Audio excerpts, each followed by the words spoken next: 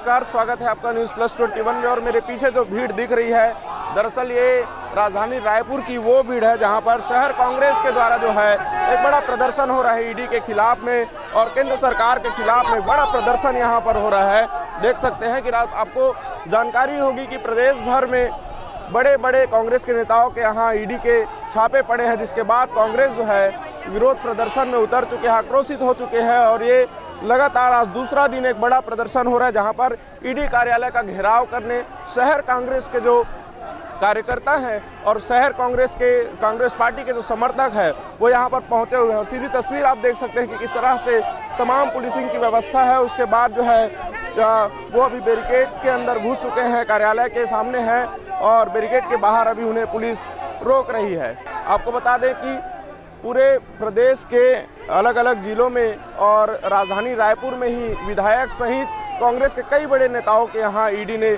दबिश दी है, जिसके बाद से है कांग्रेस जो है आक्रोशित नजर आ रही है। वहीं कांग्रेस का महाधिवेशन भी शुरू होने वाला है और अधिवेशन से पहले ये ईडी की कार्यवाही जो है उसको लेकर कांग्रेस का कहना है कि ये केंद्र सरकार की रणनीति है, वो अधिवेशन से पहले हमें कमज़ोर करना चाहती है। और इसी को लेकर जो है केंद्र सरकार अपने विपक्षी राज्यों पर, जहां पर विपक्ष की सत्ता है, वहां पर जानबूझकर ईडी के द्वारा कार्यवाही कराई जा रही है।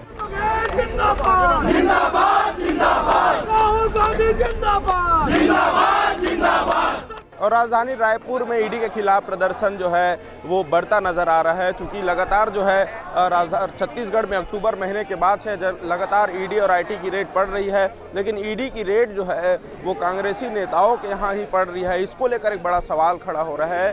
क्या इससे कांग्रेस का ये सवाल है कि क्या केंद्र सरकार जो है कांग्रेस से डर रही है? वो कह रहे हैं कि आखिर क्यों सिर्फ विपक्ष के नेताओं के ऊपर ही कार्रवाई हो रही है? इससे पहले भी छत्तीसगढ़ में कई घोटाले हुए, नान घोटाले हुए, उन पर आखिर कार्रवाई क्यों नहीं हो रही है? क्या ईडी की नज़र उन पर क्यों नहीं पड़ रही है?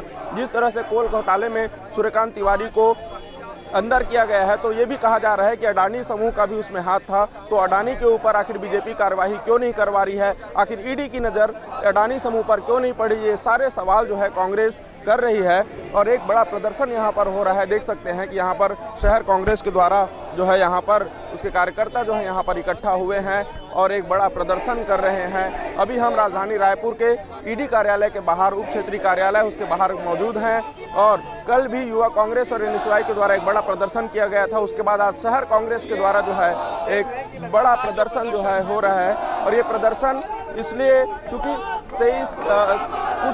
2 दिन बाद जो है कांग्रेस का महा अधिवेशन जो है राजधानी रायपुर में होने वाला है, जिसमें देश भर से कांग्रेस के कई बड़े नेता यहाँ पर शामिल होंगे। और ऐसी स्थिति में ईडी के द्वारा जो है कांग्रेस के छत्तीसगढ़ के अंदर के प्रमुख नेताओं के घर छापेमारी करना ये कहाँ की बात है, ऐसा कांग्रेस का कहना है। कांग्रेस ये कह रही है कि आखिर क्यों प्रवर्तन निदेशालय जो है केवल कांग्रेस के नेताओं पर ही नज़र रख रही है?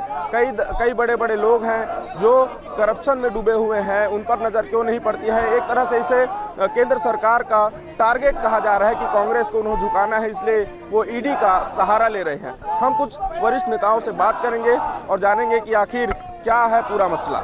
ये लगातार ईडी का कार्यवाही चल रहा है, अक्टूबर महीने से छत्तीसगढ़ में नज़र पड़ी हुई है। क्या लगता है, क्या केंद्र सरकार जो है अपने विपक्षी राज्यों पर ही, जहां पर विपक्ष का सरकार है, वहीं टारगेट कर रही है? निश्चित तौर पर देखेंगे जहां जहां भारतीय जनता पार्टी की विपक्षी सरकार है, चाहे शिवसेना की सरकार महाराष्ट्र में रही हो, चाहे पश्चिम बंगाल में ममता बनर्जी की सरकार हो, चाहे मध्य प्रदेश में कांग्रेस की सरकार थी, छत्तीसगढ़ में कांग्रेस की सरकार है, और अन्य राज्य जहाँ पे गैर भाजपा शासित राज्य हैं, उन राज्यों में भारतीय जनता पार्टी राजनीतिक धरातल खो चुकी है, राजनीतिक रूप से अक्षम साबित हो गई है और राजनीतिक रूप से विकलांग हो चुकी है। तो ईडी जैसी संस्थाओं का दुरुपयोग कर भारतीय जनता पार्टी के जो नेता हैं वो विपक्षी नेताओं का चरित्र हनन कराना चाहते हैं। और ईडी की कार्रवाई पूरी तरीके से दुर्भावनापूर्ण है, क्योंकि देखेंगे जब भारत जोड़ो यात्रा की शुरुआत हुई उस दौरान भी ईडी की कार्रवाई होती है। सदन में आप जिस प्रकार से श्री नरेंद्र मोदी जी और अडानी के जो रिश्तों पर राहुल गांधी ने सवाल उठाए, जो जनता के बीच में अडानी के हेराफेरी को उजागर की है और जांच की जो मांग की, उसके बाद भारतीय जनता पार्टी घबराई हुई है। और छत्तीसगढ़ में भी आप देखेंगे जो रमन सिंह है उसके आज से अधिक संपत्ति के मामले की जांच की मांग हमारे द्वारा किया जा रहा है, जो अभिषेक सिंह का पनामा पेपर उसके जांच की मांग किया जा रहा है, और चावल चोरी में जो मैडम सीएम कौन है उसके बारे में जब पूछा जा रहा है, तो भारतीय जनता पार्टी से घबराई हुई है और ईडी के पीछे छिपकर अपनी राजनीति करना चाहती है। आपके चैनल के माध्यम से नरेंद्र मोदी जी को बता देना चाहता हूं, ये कांग्रेस के कार्यकर्ता हैं, कांग्रेस के नेता है, ये अंग्रेजों से नहीं डरे तो इन तानाशाही सरकार से हम क्या डरेंगे। ये जितना जेल खोलना चाहे खोल सकते हैं, जितनी संस्थाओं को भेजना चाहे भेज सकते हैं, हम लड़ेंगे, हम डरेंगे नहीं। क्या लगता है महाधिवेशन होने वाला है, क्या प्रभाव पड़ेगा? देखिए, महाधिवेशन में किसी प्रकार का प्रभाव नहीं पड़ेगा, बल्कि इस महाधिवेशन का प्रभाव केंद्र में बैठी नरेंद्र मोदी सरकार के नीतियों पर पड़ेगा। जिस प्रकार से वादा खिलाफी नरेंद्र मोदी की सरकार ने किया है, जिस प्रकार से देश की संपत्तियों को 2 लोगों को सौंपा जा रहा है, जिस प्रकार से अडानी के हेरा फेरी में बचाने का काम नरेंद्र मोदी की सरकार कर रही है, आरएसएस के लोग कर रहे हैं, भाजपा के सांसद कर रहे हैं, तो ये जनता के बीच बड़ा संदेश जाएगा महाधिवेशन के माध्यम से कि नरेंद्र मोदी की सरकार ने 9 साल में देश को बर्बाद कर दिया है, देश के संपत्तियों को 2 लोगों को सौंप रहे हैं। और कांग्रेस के नेता जब इस खिलाफ आवाज उठाते हैं तो ईडी और सीबीआई को भेजा जाता है। ये एक बड़ा बयान है, क्योंकि लगातार जो है ईडी की कार्यवाही से छत्तीसगढ़ में जिस तरह से विपक्षी की सरकार है, जहां पर गैर भाजपा का सरकार है, वहां पर लगातार कार्रवाई हो रही है। चाहे हम महाराष्ट्र की बात करें, चाहे हम छत्तीसगढ़ की बात करें, और छत्तीसगढ़ में महाधिवेशन होने वाला है और महाधिवेशन से पहले जो है पूरी तैयारी हो चुकी थी, तैयारी चल भी रही है। लेकिन इस ऐसे वक्त पर जो ईडी की जो कार्यवाही है, ये तमाम सवाल खड़े करते हैं, केंद्र सरकार को घेरे में लेते हुए नजर आते हैं, क्योंकि भाजपा की सरकार है केंद्र सरकार में, और केंद्र सरकार के इस कार्यवाही से ईडी की कार्यवाही को सीधी तरह से ये निशाना साधने वाली बात कही जा रही है। बताया जा रहा है कि ईडी की कार्यवाही केंद्र सरकार खुद करवा रही है और उनको जानबूझकर उन राज्यों में करा रही है जहां पर कांग्रेस की सरकार है, ताकि वहां पर भाजपा अपना गठ जमा सके, वहां पर वो अपना सीट बना सके, और जो बड़े नेता हैं जो कांग्रेस के, उन्हें दबा सके। इसलिए ईडी का पूरा दुरुपयोग किया जा रहा है, ऐसा कांग्रेस का आरोप है। अब देखने वाली बात यह है कि आने वाले समय में और किन पर कार्यवाही होती है, क्या ईडी का क्या रिजल्ट आता है। जिस मामले पर वो जांच कर रही है, कोल घोटाले के मामले पर, उस मामले से जुड़े हुए ये नाम जिन पर ईडी ने छापामारी की है, उन जगहों पर उनका क्या रिजल्ट जो आता है, क्या फैसला आता है, ये देखने वाली बात है। जिस तरह से चुनाव के वर्ष में कांग्रेस के नेताओं को परेशान करने के लिए और अपनी राजनीतिक सत्ता की जो भूख है उसको मिटाने के लिए ईडी का इस्तेमाल कर रही है, उसकी जितनी निंदा की जाए कम है। हमारा राष्ट्रीय महाधिवेशन होने वाला है 3 दिन के बाद में, उसकी तैयारी में हमारे जितने बड़े नेता लगे हुए थे, उनके यहाँ ईडी की कार्रवाई हुई है, और उसके पीछे केवल एकमात्र उद्देश्य है भारतीय जनता पार्टी का कि किसी भी तरीके से हमारा ये जो महाधिवेशन है, जिस पर देश ही नहीं दुनिया की भी निगाह लगी हुई है, क्योंकि जब कांग्रेस का अधिवेशन होता है, राष्ट्रीय अधिवेशन होता है, तो उसकी गूंज पूरी दुनिया में होती है। मुझको अपने राजनीतिक जीवन में बहुत से सम्मेलन अटेंड करने का, शामिल होने का मौका मिला बतौर अखिल भारतीय कांग्रेस कमेटी के सदस्य के रूप में, और छत्तीसगढ़ में तो जिस उत्साह के साथ कांग्रेस जन उस महाधिवेशन की तैयारी में लगे हुए हैं, उससे भारतीय जनता पार्टी की नींद हराम है।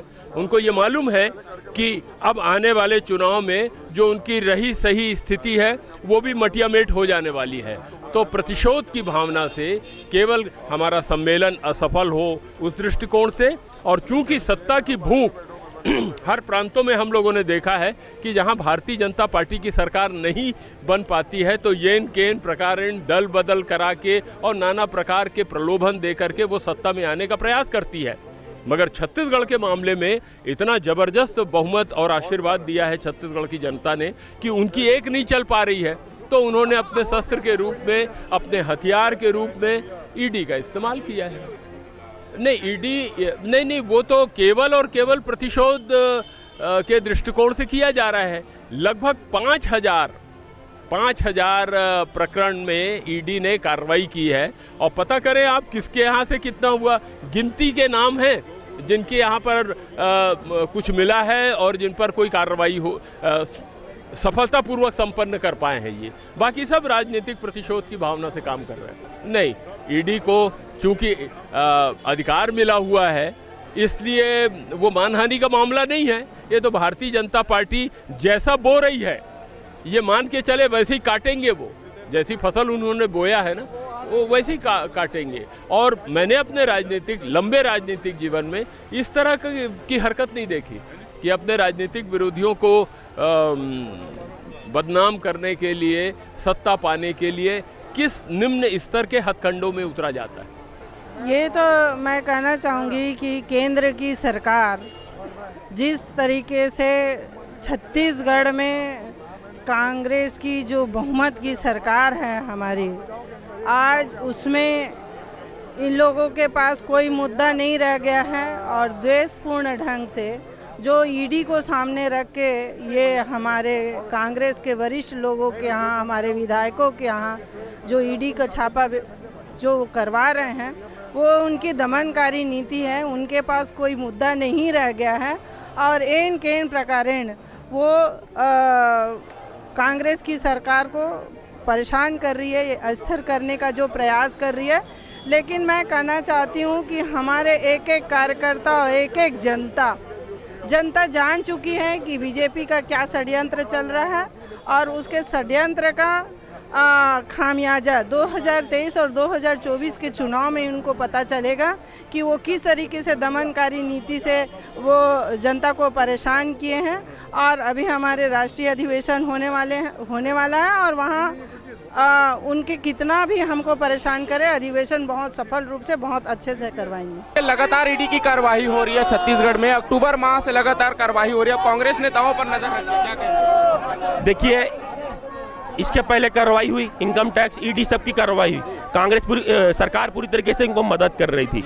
मगर अब जो कार्रवाई हो रही है पूरे देश को समझ में आ रहा है कि ये जानबूझ के कार्रवाई कर रहे हैं। किस तरीके से महाधिवेशन फ्लॉप हो जाए उसकी तैयारी चल रही है। ना महाधिवेशन फ्लॉप होगा, ना हमारा कोई कार्यक्रम फ्लॉप होगा। मुख्यमंत्री जी और मोहन मरकाम जी पूरे तरीके से लगे हुए हैं और ना ही कांग्रेस का कार्यकर्ता ऐसी छोटी मोटी कार्रवाई से, अरे जब गोरों से नहीं डरे, अंग्रेजों से नहीं डरे तो ईडी से क्या डरेंगे जी। तो क्या ये आंदोलन से क्या प्रभाव पड़ सकता है, क्या लगता है आपको? देखिए, अब आंदोलन से प्रभाव तो मैं ये नहीं बोल सकता, मगर हाँ, हमारा जो सांकेतिक इस बात का सबूत है कि आप इस तरीके से कांग्रेस के कार्यकर्ताओं को परेशान करना बंद कर दो। अगर कांग्रेस के कार्यकर्ता आप जानबूझ के इस तरीके की कार्रवाई करेंगे तो कांग्रेस का हर कार्यकर्ता जमीन पे आके लड़ाई लड़ेगा।